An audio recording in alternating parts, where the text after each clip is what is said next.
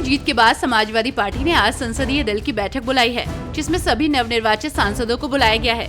इस बीच सपा दफ्तर के आगे लगा एक पोस्टर चर्चाओं में बना हुआ है। चर्चा की वजह साफ है, इस पोस्टर पर लिखा है सबके श्री अखिलेश। आपको बता दें कि ये पोस्टर अमेठी से सपा नेता जय सिंह प्रताप यादव की ओर से लगवाया गया है।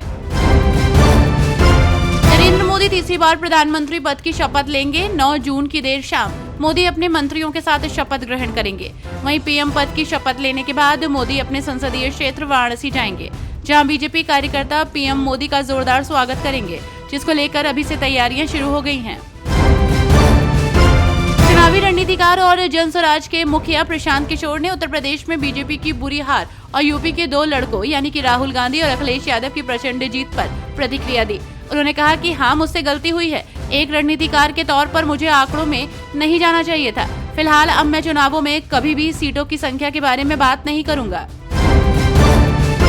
उत्तर प्रदेश की अयोध्या लोकसभा सीट पर भारतीय जनता पार्टी की हार को लेकर लोग कई तरह के सवाल उठा रहे हैं। इस बीच तपस्वी छावनी के पीठाधीश्वर जगतगुरु परमहंस आचार्य ने अयोध्या की हार पर अजीबोगरीब बयान देते हुए कहा कि इंडिया गठबंधन ने यहां से दलित और बुजुर्ग उम्मीदवार दिया था, इसलिए बीजेपी उनके सम्मान में चुनाव हार गई।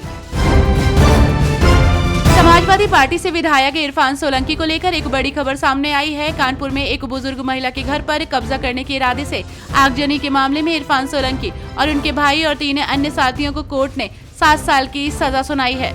कोर्ट के इस फैसले के बाद इरफान सोलंकी की विधाई की जा सकती है। वहीं इरफान सोलंकी के वकील ने फैसले पर सवाल उठाते हुए सरकार की दमनकारी नीति और पुलिस पर उनके खिलाफ गलत साक्ष्य गढ़ने का आरोप लगाया है।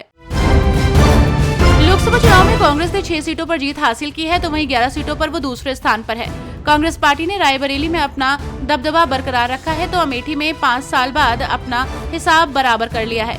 वहीं प्रयागराज, सहारनपुर में 40 साल बाद परचम लहराने में कामयाब रही। जिन सीटों पर कांग्रेस दूसरे स्थान पर रही, वहां 2019 की अपेक्षा इस बार कांग्रेस का 40% वोट बैंक बढ़ा है। मुरादाबाद में सपा के पूर्व जिलाध्यक्ष डीपी यादव ने घर पर खुद को गोली मारकर आत्महत्या कर ली है, जिसके चलते उनके परिजनों में कोहराम मच गया। उनके द्वारा उठाए गए इस कदम से सभी कार्यकर्ता हैरान हैं। तो वहीं पुलिस ने मौके पर पहुंचकर कानूनी प्रक्रिया शुरू कर दी है। लोकसभा चुनावों में मिली बड़ी जीत के बाद अखिलेश यादव पहली बार पार्टी मुख्यालय जा पहुंचे, जहां उनका जोरदार स्वागत किया गया। सपा अध्यक्ष अखिलेश यादव ने कहा कि यूपी का संदेश हम सबसे नई उम्मीदों और नई अपेक्षाओं का जनादेश है। इस जनादेश को हम एक नए दायित्व के रूप में स्वीकार करते हैं।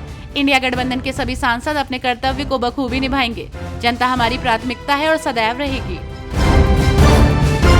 लोकसभा चुनाव में जीत हासिल करने के बाद दिल्ली से भाजपा सांसद और भोजपुरी गायक मनोज तिवारी आज शनिवार को काशी विश्वनाथ मंदिर जा पहुंचे। मनोज तिवारी ने बाबा के धाम में विधि विधान से दर्शन पूजन किया और बाबा का आशीर्वाद लिया। उन्होंने पूजा करने के बाद कॉरिडोर में तस्वीर खिंचवाई। लोकसभा चुनाव में दलित वोट बैंक ने एनडीए और इंडिया यानी दोनों को बराबर फायदा पहुंचाया, लेकिन चुनाव नतीजों का विश्लेषण करने पर पता चला कि भाजपा को करीब 23 सीटों पर दलित वोट बैंक के बिखराव ने जीत दिलाई, तो वहीं दूसरी ओर सपा कांग्रेस गठबंधन को 22 सीटों पर फायदा हुआ है।